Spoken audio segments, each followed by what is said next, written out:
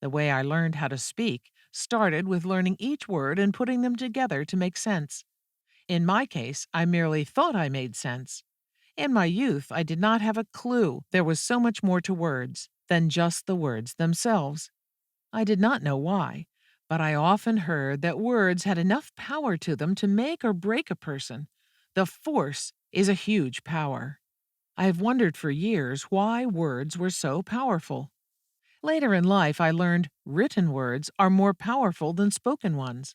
Remember the saying, the pen is mightier than the sword? I learned this is true. I wanted to know why words have this much power. I explored this area and I wanted to share what I have found. I want to start with the definition of word. I could use Webster's dictionary, but he does not quite explain where the power originates. To better understand this power, I want to use the Bible's definition. For this, I will go into the Bible to the Gospel according to John. The first line says, "In the beginning, there was the Word," followed with, "The Word was God." The Word was God? I get it. It is because the Word was God. I see why words have such immense power. God has the most power.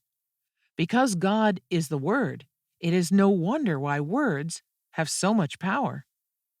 I know I will never fully understand God while I reside on earth, so I asked myself, how could I know all about words when I do not know all about God? I thought I knew God. I believed I had extensive knowledge regarding words. I truly thought I knew how to wield words, especially in prose.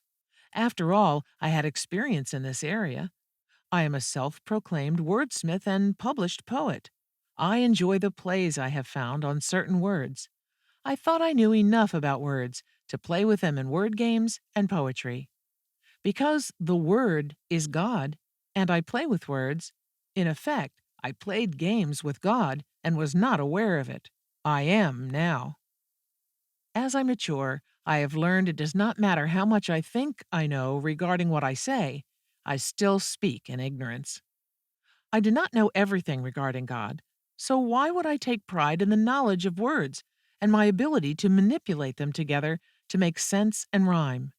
It is because I can. God gave me this gift, and I use it.